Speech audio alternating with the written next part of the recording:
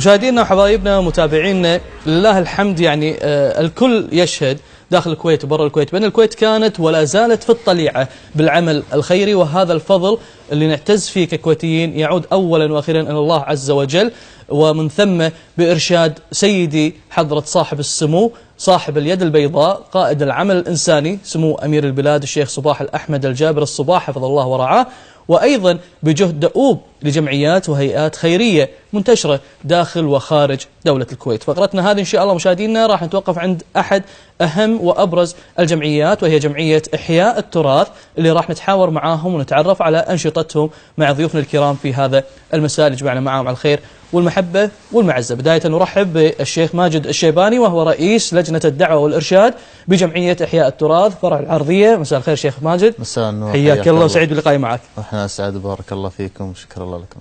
مشكور والساعة المباركة. وأيضا نرحب بالشيخ محمد السند وهو رئيس لجنة الزكاة بجمعية إحياء التراث فرع العرضية. مساء الخير شيخ محمد، حياك الله وسعيد باللقاء معك. الله يبارك فيك، الله يرضى عليك، واحنا اسعد، الله يجزاك خير. الله يحفظك. إن شاء الله نخرج من خلال هذا اللقاء بتوضيح بعض النقاط لكل من يشاهدنا ويتابعنا، خصوصا يعني المتبرعين اللي دائما تجد من فترة فترة يقول لك أنا بتبرع بس بشوف وين تروح فلوسي، صحيح. هل توصل ولا ما توصل؟ فإن شاء الله مع حضرتكم تضعون النقط على الحروف في هذا الجانب، ونسأل الله العلي القدير إن شاء الله في هذا المقام أنه يكون هذا العمل في ميزان حسنات الجميع من خلال هذا اللقاء، وأيضا من خلال الأعمال اللي تقومون فيها. ونحن نعلم بأن هناك جنود مجهولين كثر يعملون معاكم، فنوجه لهم تحية لكل من يعمل في هذا المجال الإنساني ابتغاء مرضات الله عز وجل أولا وأخيرا، ومن ثم محاولة مساعدة الناس فيما يحتاجون إليه. فأنطلق معاك بداية الشيخ محمد ونتعرف وتعرف المشاهد الكريم على أبرز الأهداف اللي تسعون لها. أكيد كل سنة هالأهداف هذه تتغير إلى الأفضل، هذا شيء أنا أكيد مقتنع منه والمشاهد الكريم معي. والاستراتيجية تختلف أكيد، في متطلبات تزيد عندكم كل سنة تختلف عن سنة. ترى هالسنة هذه شو اللي زاد عندكم، شو اللي غيرتوه، شو اللي ضفتوه؟ خلينا نتعرف عليه. طبعا بداية الحمد لله رب العالمين، والعاقبة المتقين ولا عدوان إلا على الظالمين، وبعد طبعا أخوي راشد يعني تعلم أن الأهداف كثيرة، فهناك أهداف عامة يعني تمشي الجمعية على أسس عليها، وطبعا هناك أهداف موسمية هم نمشي عليها، وكذلك في أهداف طارئة مع المستجدات الأحداث اللي صحيح. يعني اللي تطرأ علينا كمجتمعات.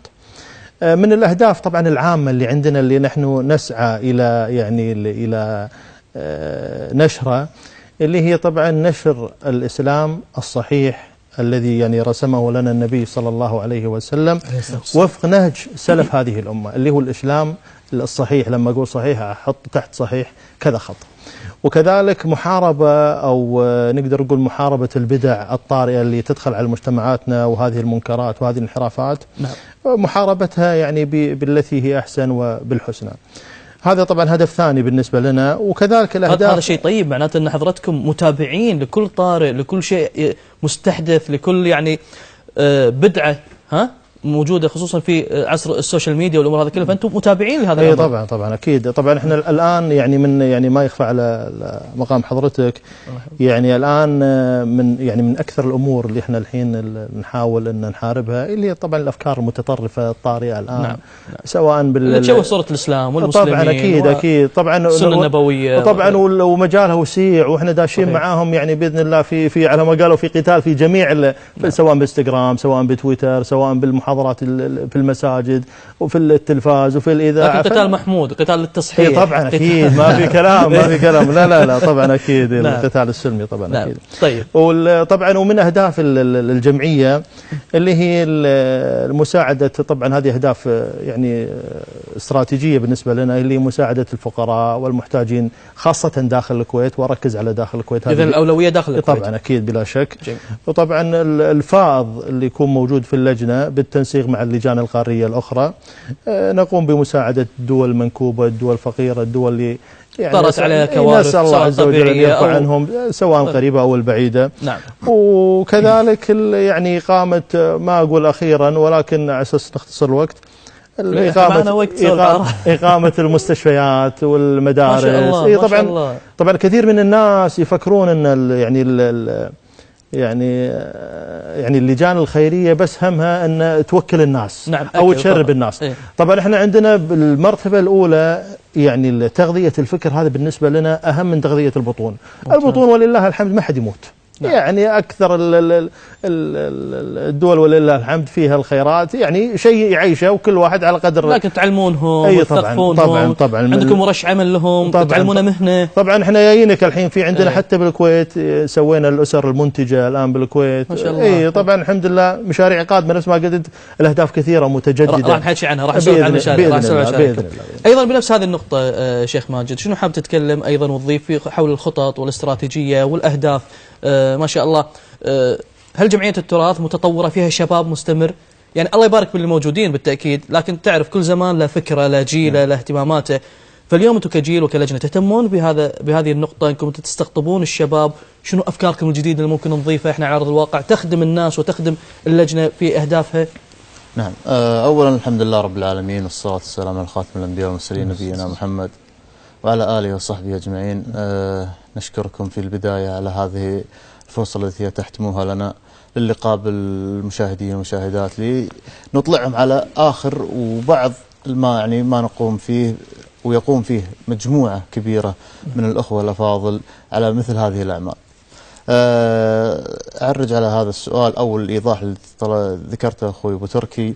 بالنسبة للمتطلبات اللي عندنا أو أبرز الأهداف اللي عندنا، احنا قاعد نتكلم الآن أن في كوننا كجمعية نفع عام، والجمعية يعني بدأت يعني كفرع العرضية بدأ تقريبا من الثمانينات، وهو من أوائل يعني الفرع تابع جمعية إحياء التراث الإسلامي. يعني بدأ يعني كونه بجمعية فرع الزكاة، ثم تطور إلى أن يعني شكل أكثر من لجنة تتبع لهذا الفرع.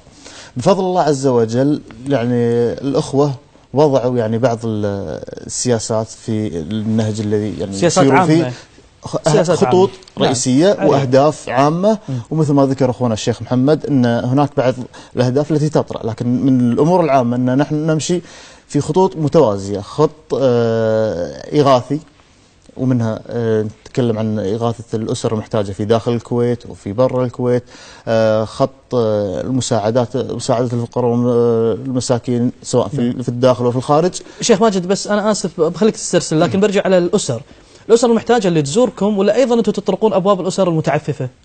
طبعا هذا فيه شقين مثل ما ذكرت. نعم، هناك أسر متعففة. نعم. يعني تصل لنا أو نصل لها عن طريق بعض الأخوة يعني يكونوا مطلعين على حالتهم. أيضا يكون هناك في فريق من اللجنة يعني يطلع للكشف يعني يتأكد لأن هذه أموال زكوات. صح. وأموال الزكاة كما يعلم الجميع أنها يعني مخصصة، ولا يعني يستطيع الأحد أن يصرفها في نعم. المصرف الذي أمر الله عز وجل خير القائم يقوم على هذا العمل. نسأل الله ذلك ونشكر لكم حسن الظن. أما الخطوط الرئيسية أيضا نمشي في خط تعليمي ممتاز. على فهم سلف هذه الأمة، نشر الدين مثل ما ذكر أخونا الشيخ محمد وسنة النبي صلى الله عليه وسلم، فهم سلف الأمة. كذلك نمشي في نهج دعوي. أنت تعرف أن الآن يأتي إلينا العديد من مشارق الأرض ومغاربها، ربما غير مسلمين كثر. صحيح. يعني وما يحزن القلب أنهم يأتون ويذهبون ولا يلقون من يعني يعرفهم يحتويهم ويعرفهم شيء من الإسلام. ولله الحمد هناك مراكز وهناك بعض الدروس التي نقيمها، بس نوضح برغبته، ما حد قاعد يجبر ولا حد قاعد ياخذ. يعني إيه؟ الكل يعرف ان ما في احد يدخل الاسلام مكره. نعم. والله الحمد، من عرف الاسلام لا يسعه الا ان يدخل هذا الاسلام، هذا فضل من الله عز وجل. سبحان. طبعا هذا فضل من الله كما ذكرنا، يعني ويكون جهد بسيط من يعني بعض الدعاة. البعض يعتقد شيخ ماجد من اللي يتابعونا، انت تعرف الان يتابعونا يعني كثير من الناس، يعني نشكر لهم على هذه الثقه سواء داخل الكويت وبرا الكويت، فالبعض يعني يعتقد هذا الامر، لان تعرف ان العماله عندنا هنا ما شاء الله كثيره وكل بيت عنده اكثر من فيقول لا يجبرونا وياخذونا وغصب ما غصب والامور هذه كلها. فحضراتكم اليوم موجودين، فاليوم انتم خير من يوضح هذه النقطه تحديدا. هذا السؤال يعني او هذه النقطه نرد عليها من خلال الخيمه الرمضانيه التي تقام تقريبا الان اصبحت عندنا شبه سنويه لدعوه الجاليات، نتوفر فيها عدد من الجاليات من الدعاة من جاليات متعدده باللغات مختلفه. والله الحمد يعني في كل سنه يعني يسلم عندك اكثر من 100، والارقام عندنا بازدياد. ما شاء الله. يعني 100 يعني الاول سنه يعني تقريبا حول الرقم هذا، السنه الثانيه 124، السنه الثالثه يعني الحمد لله رقم كبير. هذه بفضل الله عز وجل، يعني ما حد يجبرهم، مجرد انه ياتي ويستمع الى الداعي الذي يتحدث بلغته ويدعوه ما يسعلهم كما ذكرنا بفضل الله عز وجل إلا أن يدخل. وهذه الخطوط هي الرئيسية، هي الخط الإغاثي الإغاثي يعني المساعدات وخط التعليم والدعوة إلى هذا بلجنتكم بس العرضية؟ هذا بالعرضية ما شاء الله تبارك الرحمن. وذكرت حضرتك من الثمانينات، اليوم كم عمره يعني 30 سنة ما شاء الله تقريبا. الله يديمها إن شاء الله يا رب، ويديم كل اللجان الخيرية في هذا الجانب، واللي يعملون لمصلحة يعني البلاد والعباد وقبلها مراعاة الله عز وجل في هذا الأمر. شيخ محمد ما شاء الله 1300 أسرة تكفلون. ها 1300 أسرة اليوم وصلتوا هذا الرقم صحيح؟ لا اللي نكفرهم طال عمرك تقريبا داخل الكويت الكفالة. اي الكفالة داخل الكويت يعني ما يقارب 100 وتقريبا 130 ألف فرد، يعني بمعدل بمعدل تقريبا 22 23 ألف أسرة. 23 ألف أسرة. اي نعم، هذا بمعدل 130 ألف فرد تقريبا، هذا المتوسط يعني اللي احصيناه. طبعا الكفالة شاملة. أنا بحكي ايش تشمل الكفالة، لكن هالأسر هذه كويتية وغير كويتية ومقيمين والأمور هذه كلها. طبعا احنا كعمل خيري ما نفرق بين كويتي، ما بقول لك الكويتي أولى أو بقول لك الأجنبي كون إنه أجنبي أولى، لا احنا عندنا الأولى المحتاج، إنسان صاحب حاجة سواء، وطبعا الحاجة يعني تفرق الحاجة من حاجة إلى حاجة. كان في أولويات عندكم. طبعا أولويات، في إنسان ممكن يعني ما نبي نقول ملاقي ياكل، لا ممكن يعني في إنسان منغص عليه عيشه شوي، في بعض الناس عندهم مثلا نقص بالأموال ما يقدر يتعلم، في بعض يعني أحيانا تيهم مثلا قدر الله مثلا كارثة حريق بيت أو كذا أو شقة أو مثلا حادث سيارة أو مثلا المعين للأسرة طاح مريض أو كذا، فإحنا نقوم يعني نحاول نساعدهم حتى يجتازون الظرف اللي هم فيه هذا. طبعا كفالتنا إذا تودك أقول لك على الكفالة، أنواع الكفالات. أي طبعا الكفالة إحنا يعني بالبداية يعني نحاول نكفل الأسرة من مثلا من ناحية التموين، نعطيهم التموين اللي يعطونه الحكومة، وطبعا شهري كامل، عيش وزيت وسكر وملح ومعجون وسكر ودجاج نعطيهم، واحيانا اذا توفرت عندنا لحوم، احيانا توفر عندنا مثلا وقت الاعياد حلويات حق الاطفال حتى الحلويات ونسيتوها، واحيانا مثلا كسوة الشتاء نعطيهم، احيانا وقت المدارس طبعا نشتري لهم القرطاسيات، احيانا طبعا ما اقول لك منا احنا يعني اهل الخير سبحان الله هم نفسهم يبادرون، يعني ممكن صاحب شركة مثلا حلويات وهو بنفسه عندكم أسر كذا، عدد الأسر اللي عندكم بنفسه يجيب لنا وزعوهم. شلون يستقبلونكم لما تطق على الباب وتقول له تعال ترى هذه ماكلة الشهر؟ أبي استقبالهم شلون؟ والله يكون يعني مستمتعين مستانسين ويكون مستحين ومكسورين؟ شنو بالضبط؟ والله أنا يعني أنا مهما أوصف لك ما راح يعني ما راح أوصل لك الصورة، حتى أنا أتمنى أن نطلع مرة حلقة ميدانية. إذا ما عندهم مانع ليش لا؟ أبد ما عندنا مانع. ممكن إحنا نستأذن لك يعني بعض الأسر ما في مشكلة، يعني حتى أعطيك التليفون عسى لا يقولوا لنا في عملية ترتيب وما ترتيب. نعم. من عندكم أنتم دقوا عليهم قولوا بنيكم ممكن نطلع وياكم ونرتب. طبعا الفرحة ما توصف، يعني في بعض العوائل أنا ما بكبر الصورة، بس فعلا في بعض العوائل يعني الثلاجات صفر عندهم، ما في شيء نهائيا. بعض العوائل ممكن يمر عليه اسبوع ذيل اللي انتم ما تدرون عنهم للحين ما صاروا تحت مظلتكم او تحت كفالتكم. طبعا احنا شلون ندري عنهم عن طريق يعني ناس طبعا احنا مبلغين ائمه المساجد، يعني دائما الفقير يعني يروح امام المسجد اذا شفت لي احد، فدائما مبلغين ائمه المساجد معطينهم على ما قالوا يعني خط مفتوح معاهم، اي واحد انت تزكيه انسان صاحب حاجه، بس طبعا يوصل لنا بعدين من يسلم لنا احنا عاد لنا في بحث يعني في طبعا مش اكيد في فرق. طقيتوا الباب بتعطونا الماتشله او الاغراض، ردة فعله شنو؟ والله شوف، اول يعني الغالبيه الغالبيه دعاء للامير يعني والاسره الحاكمه ولهذا الشعب الكريم والدعاء الكويت عموما، وبعدين عاد احنا يعني الدعاء لنا ودعاء حق اهل اللجنه. طبعا هذا احنا بالنسبه لنا يعني كوننا يدعو حق اهل الكويت هذه بروحها بركه بالنسبه لنا، هذه بروحها هذه بروحها بالنسبه لنا بركه ان شاء الله. اللهم امين اللهم امين. بارك الله فيكم، الحديث معكم جدا ممتع، سيكون الحواري معكم ان شاء الله، لكن بعد الفاصل باخذ فاصل وراح اكمل معكم ان شاء الله. فاصل مشاهدينا وراجعين لكم.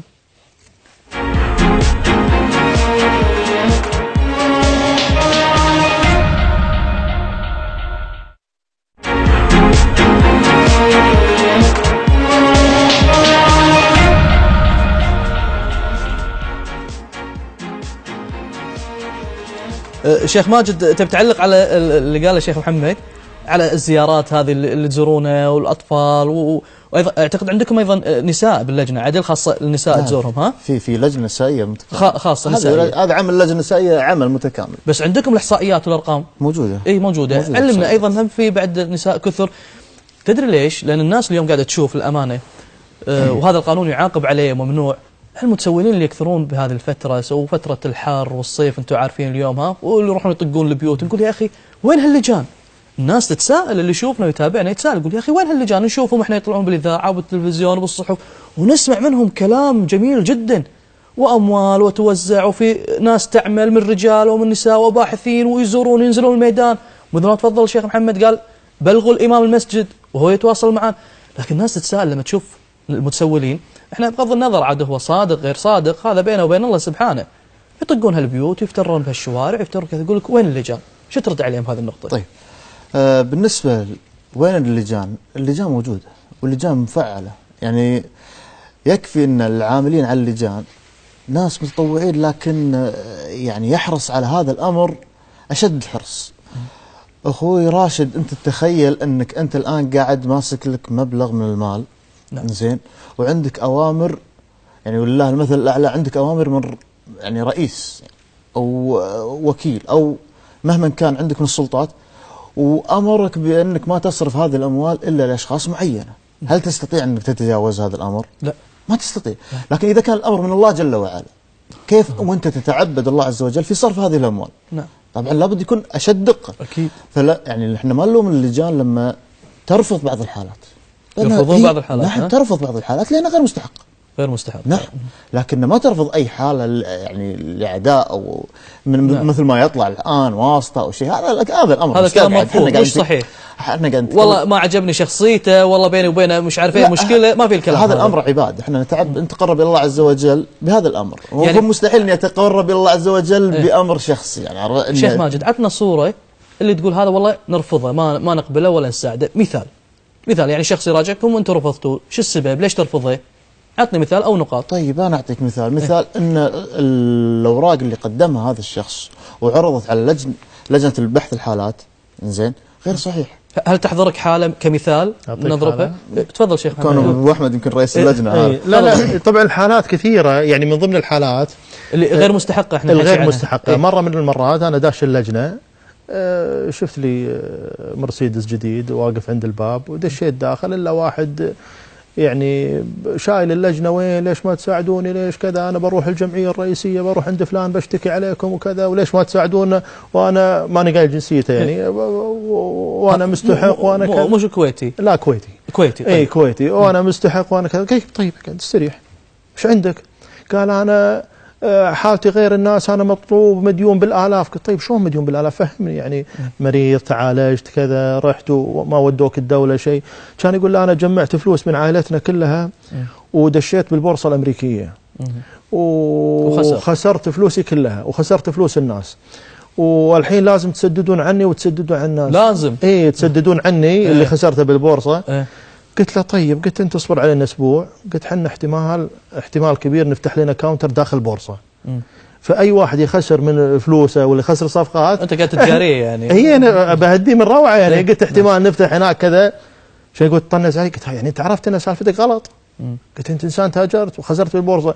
قول لي انا ملاقي اكل، اقول لك ما يخالف، وقول لي عندي ظرف كذا ما يخالف، اما تعالوا سددوا اقساطي. قلت بعدين انت يا اخي انسان، يعني لا يكلف الله نفسا الا وسعها. انت ما شاء الله سيارتك برا سياره فاخره يعني 20,000 دينار قيمتها. قلت يا اخي بيعها وخذ لك سياره ب 3,000 4,000 وسدد حق العالم، وسدد ديون اللي عندك. فهذه فاقول لك هذه من ضمن الحالات. معقوله هذا النماذج فيها شيء موجود؟ لا واكثر من كذي. شيخ محمد ما نبالغ احنا لما نقول هالحكي. احنا عارفين، وفي ناس تبي مساعدات. انا تعرف المشاهد عشان تبي تسافر. في ناس تبي تسافر يعني يظن ان هذه حاجه بالنسبه له، يقول لك العيال اكلوا راسي، بس مو عارف شنو مدى الحاجه الناس الثانيه، شنو الحاجتهم. نعم. من يكمل دراسه، يبي يكمل دراسه عياله، يبي مساعده. انت بتكمل دراسه يعني امر يعني ما هو ملزم. نعم، في اهم من هذا. في اهم اكثر. يجيك يقول والله بكمل دراسه ولدي برا وابي مساعده. طبعا نتكلم عن الامور. طيب شيخ ماجد، حالات صعبه فعلا ولقيت نفسك ان الميزانيه خالصه عندكم، انتهت الميزانيه او المبالغ وزعتوها، ها، وصلتكم حاله وفعلا الحاله هذه محتاجه فعلا، هل مر عليكم هذا الامر؟ تمر شنو تمر تتصرفون؟ وما تطول بفضل من الله عز وجل، ما تطول. انت صرفت اموالك الحين وزعتها. لا احنا شوف خلينا اقول لك شغله، احنا شفت الحالات هذه يعني الكل يتعاون معاك فيها، يعني لما تتصل على اي لجنه من اللجان الثانيه لكم ارتباط يعني مع اللجان الثانيه في ربط، يعني على الاقل لو ترتبط مع اللجنه الرئيسيه والجمعيه الرئيسيه. نعم. عندي حالات يا اما حالات متعففه او حالات يعني اسر محتاجه، الكل يساعد ما دام الحاله صحيحه، الكل يساعد، يعني حتى المتبرعين، بعض المتبرعين لما ترفع عليه تليفون تتكلم وتشرح له الحاله يعني يتجاوب معك بكل اريحيه، بالعكس. زين عندكم موضوع اللي توفروا لهم ثلاجات وتكييف والامور هذه كلها موجود. واثاث موجود. طبعا احنا ساعدنا تقريبا يعني في خلال العام الماضي تقريبا من اجهزه كهربائيه ما يقارب 435 جهاز شريتوا. اي نعم، ووزعناها للاسر المحتاجه، من تكييف من ثلاجات من فريزرات، يعني هذه تقريبا من احيانا غساله يعني حق الحريم كبار السن وكذا. فهذه اجهزه عينيه نشتريها ونروح نوديها احنا بنفسنا، نوديها واصحاب وذوي الاحتياجات الخاصه تساعدونهم اللي ما الدوله مثلا ما تعطيهم. اي طبعا عندنا طبعا احنا عندنا دعم لصندوق اعانه المرضى ندعمهم، وفي تعاون كبير بيننا وبينهم، واي ورقه تجينا من عندهم طبعا معتمده بالنسبه لنا. واي واحد مثلا يجينا يدعي الاعاقه، مثلا يحتاج كرسي متحرك، يحتاج سرير طبي، يحتاج توفرونه. طبعا ما نقدر نوفر له، في احيانا مثلا تكون مبالغ كبيره فيفتر على كذا لجنه، يعني ممكن احنا نعطيه 500 دينار يروح لجنه ثانيه 500 دينار، طبعا بس ما نعطيه كاش، لا يفتح له حساب في صندوق إعانة المرضى، وبعدين صندوق إعانة المرضى يخاطبنا انه تم او مثل ما قال شيخ ماجد انكم تتصلون على احد المتبرعين تقول له يا ابو فلان ترى عندنا نحن واحد كذا 1 2 3 محتاج كذي من ذوي الاحتياجات الخاصه. بالضبط. اي نعم. يساعدكم، محتاج 5000 4000. اي بس يعني يكون المبلغ هذا يعني مربوط في عمل معين. اي هو ما راح ياخذ قصد ان العمل هذا يسد، يعني مثل تكلم على انه والله بحاجه الى عمليه مكلفه، تطلعون معاه شيخ ماجد، تروحون معاه يعني للمكان، مثلا شخص محتاج سرير طبي مثل ما تفضل شيخ محمد، محتاج سرير طبي، محتاج ويل شير، انتم تطلعون معاه. احنا ما نطلع معاه، احنا تجينا الكتاب من صندوق إعانة المرضى. ايه لان حامل هذا الكتاب او فلان رقم الهويه حالته الطبيه كذا تستدعي الحاجه الى ان نوفر له يعني من اللوازم كذا وكذا. زين نقوم احنا بالمساهمه او بتغطيه المبلغ ان كان يعني المبلغ متيسر. فالكل يساهم في هذا الامر بحيث انه يتم تغطيه احتياج هذا المريض. بس من ناحيه المصداقيه انتم مطمئنين؟ احنا مش مطمئنين. حتى يتطمن المتبرع يعني. اي طبعا. ان صندوق إعانة المرضى هو المباشر لهذا الامر، العمل لان توزيع هو المعني بهذا الموضوع. اكيد. اشوف كانت تفتح الصفحه كنا في ارقام عندك تبي تقولها. نعم انا عندي ارقام بالنسبه لمشروع الاجهزه الكهربائيه. عندي في 2012 تقريبا قدمت اللجنه ما يقارب 80 جهاز. هذا بس العرضيه؟ هذا العرضيه اتكلم. احنا نتكلم عن العرضيه. وفي 2013 37 جهاز، وفي 2014 20 جهاز. تقريبا مجموع ما تم تقديمه من اجهزه كهربائيه على الاسر المحتاجه عندنا بالعرضيه 435 جهاز، هذا خلال مسيره العرضيه. بس الى اجهزه كهربائيه، انت تحكي اجهزه كهربائيه تكلفه يعني قاعد تكلف فوق 500 دينار يعني. تتكلم عن الثلاجات، تتكلم عن البرادات، تتكلم على مشروع برد عليهم اللي هو برادات ماي، يعني كثير من الاجهزه اللي يحتاجها يعني المحتاج في بيته. جميل. ما يستغني عنها. شيخ محمد شنو شايف من الناحيه الإعلامية؟ هل أنتم فعلا واصلين حق الناس؟ فعلا واصلة فكرتكم حق الناس؟ أم تجدون هناك في نوع من التقصير، في نوع من عدم التواصل؟ اليوم مستغلين أنتم السوشيال ميديا، مستغلين البروشورات، مستغلين مثلا إمام المسجد كل منطقة تقولوا له يا جماعة بين فترة وفترة بالدروس بعد صلاة العصر اذكروا اللجان ترى عندها كذا وعملت كذا وفعلت كذا وفعلت، يعني مو نبي منكم تبرعون، لا احنا ترى سوينا يا جماعة بالمتبرعين ترى سوينا كذا فعلنا. هل شايف هذه الفكرة قاعد توصل حق الناس؟ إعلاميا أنتم راضين؟ والله شوف احنا يعني ما أخفيك يعني كراضين كعمل لا نطمح للمزيد. إعلاميا نطمح للمزيد، أكون صادق معك. بس طبعا بدينا من فترة طويلة والله الحمد. طبعا دشينا الانستغرام ودشينا تويتر وحطينا لنا مواقع خاصة باللجنة، وحتى التبرع خلينا عن طريق الأونلاين شغالين يعني. وطبعا عندنا يعني لا تدق سيارتك سلف ولا تزورني عن طريق الاونلاين تبرع وانت ببيتك أبد وانت بديوانيتك. بالضبط وانت ببيتك. وطبعا عندنا تواصل مع كثير من أئمة المساجد ومن الناس اللي معروفين أصلا، معروفين بالانستغرام ومعروفين كذا، هم نفسهم يسوون يتعاونون معكم. طبعا جزاهم الله خير، وبالمجان وطبعا ينشرون اللي احنا نبيه. وطبعا هذا انت لازم بالوقت الحالي لازم تواكب. صحيح، محتاج.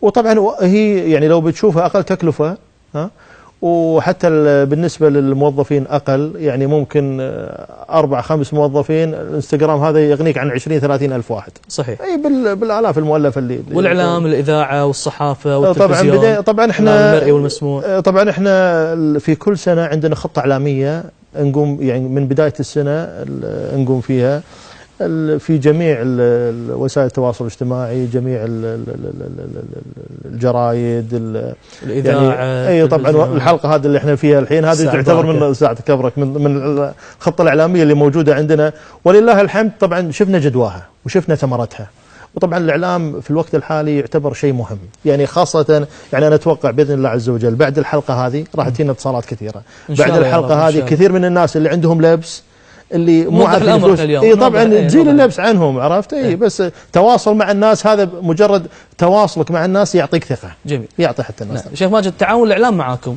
شلون شايفينه؟ هو تعاون الإعلام معنا جيد جدا، صراحة جيد. لكن أنا برجع على كلام أخونا أبو أحمد أن السوشيال ميديا بالذات احنا استغليناها في البداية ترى كدعويا، يعني حساب تويتر من 2011 ما شاء الله. اي نعم، ولله الحمد يعني ما زلنا مستمرين، لكن كدعوة. وأيضا ما نغفل أن نحط بعض المشاريع فيه، نعلن عن بعض المشاريع سواء القادمة، نعطي تغطيات المشاريع اللي تمت. يعني أكبر مشروع لنا في مشروع تقولون حق الناس سوينا المشروع الفلاني وصلنا فيه كذا وصار معنا كذا. نعم ننزل بعض التقارير اللي تصل لنا من اللجان القارية. طبعا العمل هو باختصار لما يكون عندنا عمل خارج الكويت يتم عن طريق اللجان القارية في جمعية حياة التراث الإسلامي كل على حسب القارة. عندنا مشروع الصدقة اليومية يمكن راح نتكلم عنه، نفذنا من خلاله من أكبر مشاريعه هو مركز إسلامي متكامل، يعني له تكلفة وإحصائية متكاملة. يعني وصلتنا تو يعني وصلتنا تقارير عنه الآن قاعدين ننزلها، شيء يعني صراحة يبهج ويسر الخاطر. شيء طيب. وصولنا وجودنا في السوشيال ميديا متواجدين لله الحمد. عندنا قناة باليوتيوب ننزل فيها جميع المحاضرات، المقاطع الدعوية كذلك. مشاريعكم اليوم الزكاة يا جماعة مبلغنا كذي ووظفناه في كذا، وصلنا بالمشروع إلى النقطة الفلانية، تحقق من المشروع نسبة 70%، تبلغون الناس الحكي تنزلونه بالسوشيال ميديا. هذه قاعد تنزل لكن مو بعموم السوشيال ميديا، هذه قاعد تنزل من عن طريق سواء كتيبات، احنا نشوفها في كتيبات، يعني تنجز المشروع الفلاني في الكتيبات يعني خاص في بيت الزكاة. حلو. لا لما تدش على الموقع تحصل، تدش على الموقع اشوف المشروع التراث العرضية، تجد بعض تغطية المشاريع، مراحل المشاريع الموجودة. كذلك بالتويتر قاعد ننزل تغطيات الآن عن المشاريع اللي تمت. أيضا بالانستغرام قاعد ننزل عن سواء المشاريع المستقبلية أو اللي تمت الرمضانية الموسمية اللي ذكرها أخونا أبو أحمد. نتكلم عن الدعوية أيضا، قاعدين ننزل في موضوع المشاريع، قاعدين ننزل الأمور الدعوية سواء يعني حتى قاعدين نوصل إلى برا الكويت. عندنا في خدمة الجوال العرضية اللي هو خدمة الواتساب عندنا مشتركين تقريبا أقدر أقول لك من أغلب دول العالم.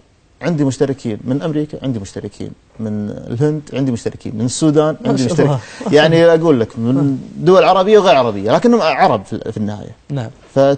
يصل يدزون استفسارات لكن احنا متخصصين كدعوة، فنحاول نوجد لهم المادة الدعوية اللي تسعينهم خاصة على الأمور الموسمية. في قبل رمضان يعني نركز شوي على رمضان. نعم. والعبادة في رمضان ولكن مستمرين على طوال السنة. هذا هذا عمل مستمر يعني. نبي نشوف نتائج هذا العمل بعد الفاصل إن شاء الله. فاصل مشاهدينا وراجعين لكم، لا تبعدون.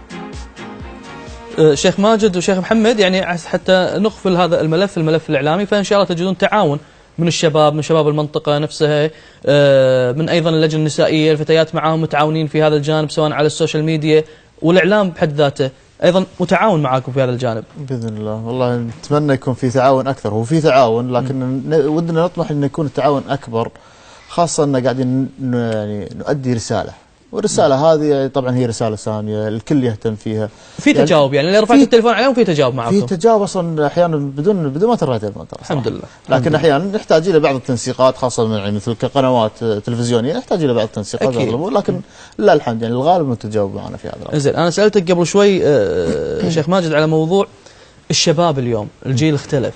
هل في اليوم من الشباب الدعاة منضمين لكم تحت هذه المظله وتحت هذه اللجنه بجانب تطوعي يشاركون معاكم يطرحون عليكم افكار جديده، اشياء ممكن انتم ناسينها في خضم هذا العمل او فايتتكم يعني من غير قصد هم يوعونكم عليه، تحاولون تجذبون الشباب في هذا الجانب تخلون يعملون معاكم؟ طبعا اكيد احنا بعد الله عز وجل اعتمادنا بعد الله عز وجل على المشايخ وخاصه مشايخ المنطقه عندنا في العمل، ثم على الشباب. يعني الشباب هم يعني عمد الامه كما يقال. نعم. بالعكس وهذا يقين عندنا.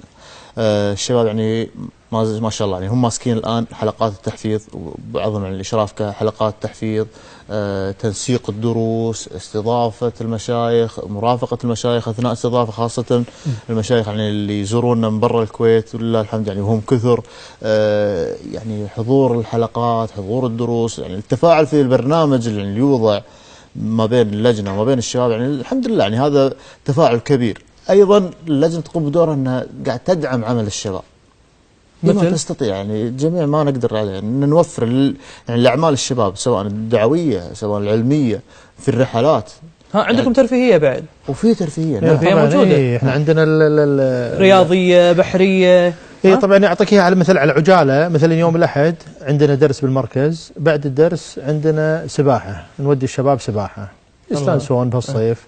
وعندنا يوم الاربعاء عندنا هم درس بالمركز، وفي عندنا صاله ما شاء الله متعدده الاغراض فيها العاب وبيفوت ودامه وكذا موجوده، وهم بعد نوديهم يلعبون كره قدم بعد الدراسه وكذا. ويوم الخميس في يكون عندنا رحلات، ممكن اكوا بارك، ممكن المدينه الترفيهيه، ممكن عزك الله حديقه الحيوان، ممكن هذا كله ذكرته كلهم مسكرين الحين. وين تاخذونه؟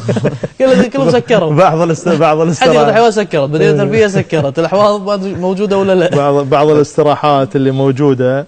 بس انا احب يعني تاخذونهم حدائق، تطلعون حدائق وبحر. اي طبعا اي نطلع ناخذ لنا ناجر اليخوت هذه الكبيره، هم شاليهات بعد تاخذونهم. اي طبعا اي نطلع، واحيانا نرتب لهم روحات عمره حق المتميزين. ترى احنا لجنه العرضيه نعتبر من اقوى اللجان ولله الحمد يعني بالكويت. ما انا ما ابي اذكر اسماء، بس في ناس ترى معروفين، يعني معروفين على مستوى العالم. نعم. تخرجوا من عندنا بالعرضيه يعني حتى ما شاء الله. تبين كانوا من احد منتسبيه. طبعا اذا هم ما عندهم اشكاليه يذكرهم. يعني مثلا اخونا الشيخ مشاري راشد العفاسي ما شاء الله كان احد طلبه العرضيه. كان طلبه العرضيه. اخونا فهد واصل المطيري الان معروف بعد من قراء المسجد الكبير.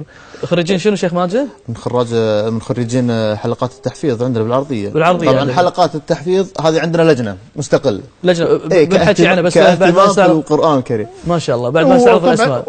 طبعا من غير ذكر اسماء وكثير حتى ذكرت اثنين الحين بس. لا هذول القراء فعندنا حتى وكلاء وزاره يعني تخرجوا من نعم تخرجوا من عندنا دكاتره الجامعه ولله الحمد. يزورونكم بين فتره وفتره طبعا الى الان موجودين متواصلين معاكم. موجودين الحين بعد اكيد لكم الاولويه بعد اذا طلبتوا شيء منهم تبي تقول تعال ترى عندي المسجد الفلاني ولا كذا الاولويه لكم. لا هم يطبقون القانون على ربعهم بس يمونون عليكم من باب المياه. نعم. طيب اللجنه اللي تفضلت فيها شيخ ماجد. طبعا احنا عندنا ولله الحمد لجنة تحفيظ القرآن. لجنة الحلقات الدائمة لتحفيظ القرآن. طبعا هذه اللجنة تعنى بحفظ القرآن الكريم، وفي تخرج من خلال هذه اللجنة ولله الحمد عدد كبير من الطلبة، بل منهم من تخرج بسند إلى رسول الله صلى الله عليه وسلم، يعني قراءة بسند، عنده سند منه على شيخ اللي حفظ عليه إلى أن يصل إلى النبي صلى الله عليه وسلم في هذه السند في هذه القراءات. وهذه اللجنة ولله الحمد لها نشاط كبير سواء بالنسبه للنساء وللنساء ايضا في بعد من بناتنا. نعم عندنا اخوات، بعض الاخوات لله الحمد يعني ختموا وماشيين في جدول حفظ ولهم نشاط معين.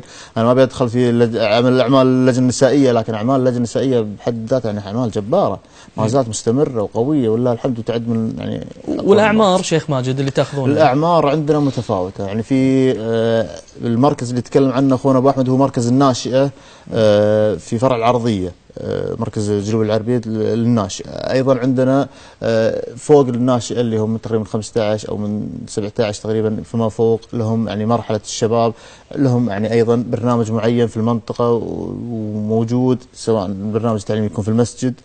طبعا مهما كان ارتباط الطالب أو أي شخص ارتباطه في المسجد يكون أفضل من غيره، لكن كوننا في المركز عندنا فصول تعليم وهذا فيكون كتنظيم للناشئة. أما الكبار لا، يكون ارتباطهم في المسجد من ناحية الحلقات، من ناحية الدروس، من ناحية تواجد الشباب أكثر شيء في المساجد. يعني لله الحمد، يعني هذا شيء يعني يميز دولة الكويت. هذا المركز اللي تفضلت فيه مركز جلوي العربيد، يعني هذا الأشخاص المتبرعين يكون باسمهم في يعني عدة محطات داخل هذا المركز، عدة أماكن أنتم تطلبونها وهم يبنونها، ولا شنو سبب التسمية؟ نعم اخونا طبعا العم الجلوي العربيد جزاه الله خير يعني من المتبرعين ولا يعني طبعا هذا نشكر له يعني جزء من فضله، يعني بعد الله عز وجل على الفرع يعني مساهماته وتوجيهاته ودعمه للفرع المستمر. يعني بارك الله فيك. بالعكس يعني ودنا احنا لو ودنا نسمي على الجميع المتبرعين، لكن هناك الكثير من يعني يرفض هذا الامر.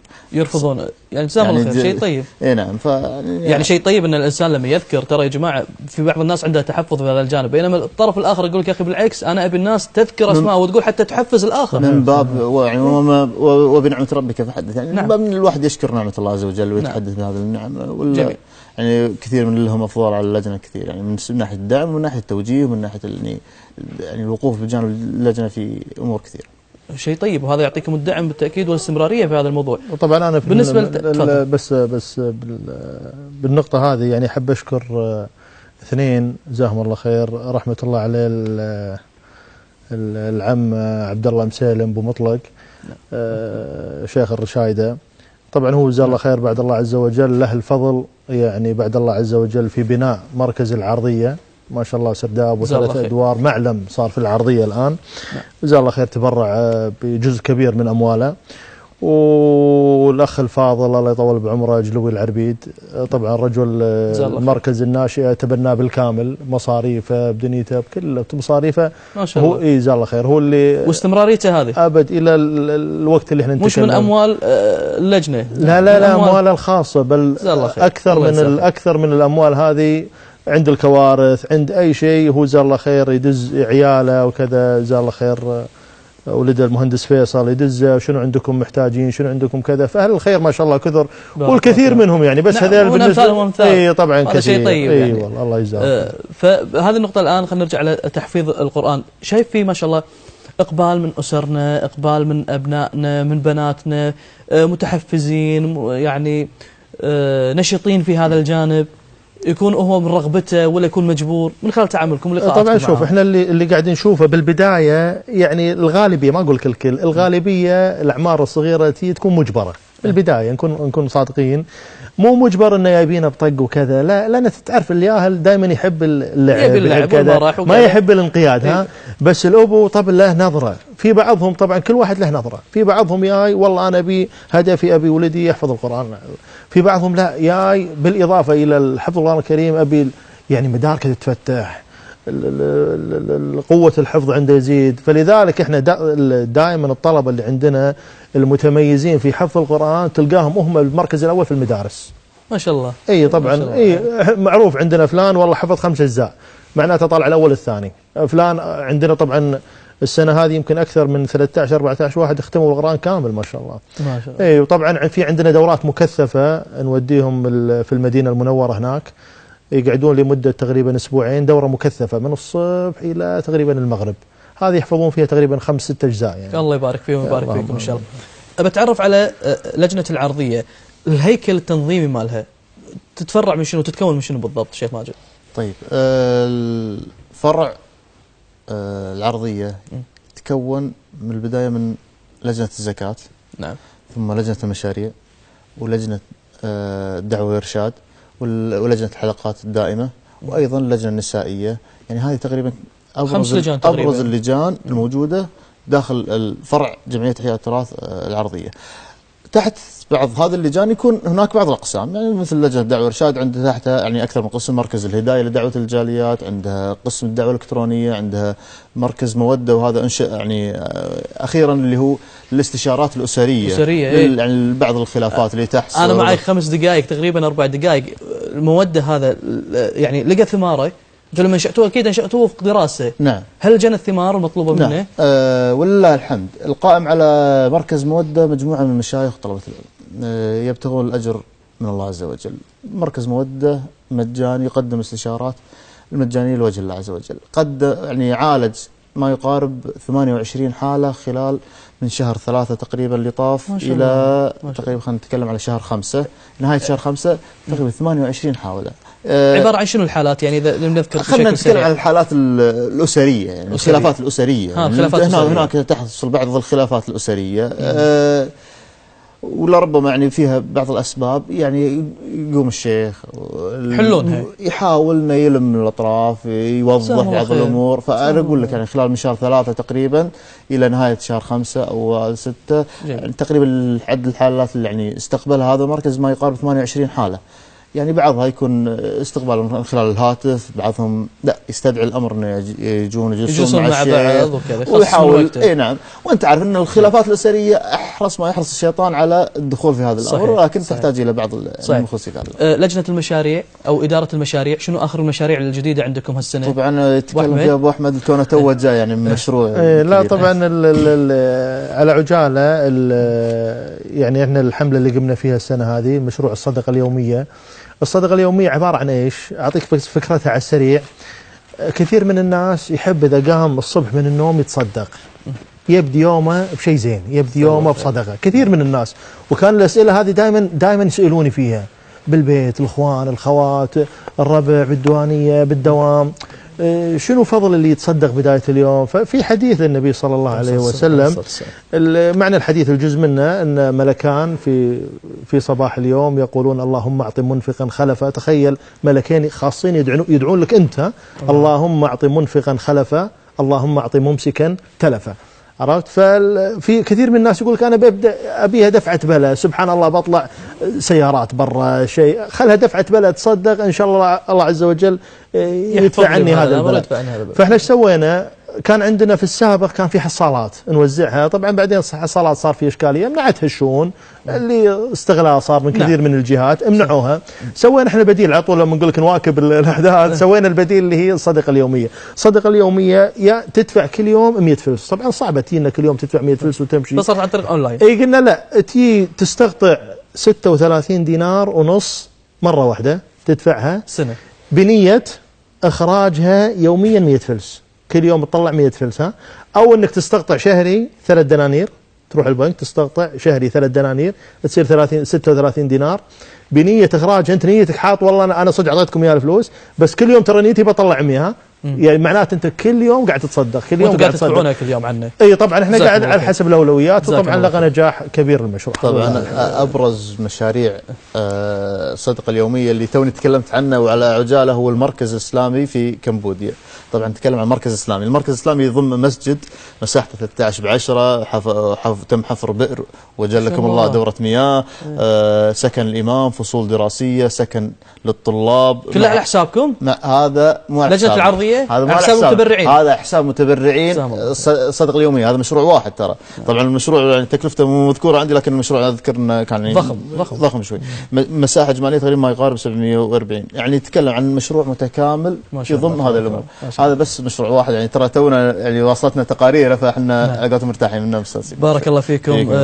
الشيخ محمد سند رئيس لجنه الزكاه بجمعيه احياء التراث فرع العرضيه، كل الشكر لك، والشكر موصول لك شيخ ماجد الشيباني رئيس لجنة الدعوة والإرشاد بجمعية إحياء التراث فرع العرضية. كل الشكر لكم لقبولكم هذه الدعوة، ووضحتوا الصورة للمشاهد الكريم، وإن شاء الله يكونوا اطمأنوا يعني نوعا ما اللي عنده شك أو اللي عنده ريبة في هذا الأمر. وأعتقد أن الموقع ظهر لكم على الشاشة الخاص بلجنة بيت زكاة فرع العرضية جمعية إحياء التراث. اللي حاب يتواصل معاهم، اللي حاب يساهم في شيء معين، شايفين الجماعة قدامكم أول بأول يتواصلون، أول بأول يشرحون، أول بأول معروض المشاريع، بروشورات، كل شيء تقدر أنت حتى تروح عندهم وتستفسر وين تبي تحط أموالك. فشكرا لكم. إذا حاب تقول كلمة بشكل سريع.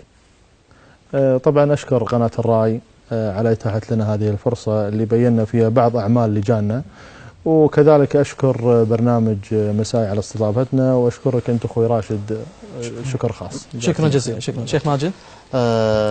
طبعا في النهاية أتمنى أنها ما تكون الأخيرة. أشكر قناة الرأي، أشكركم على إتاحة هذه الفرصة للقاء مع المشاهدين. نسأل الله جل وعلا أن نكون وفقنا أن نقدم يعني ما يستفيد منه الأخوة المشاهدين، وأن نكون وضحنا.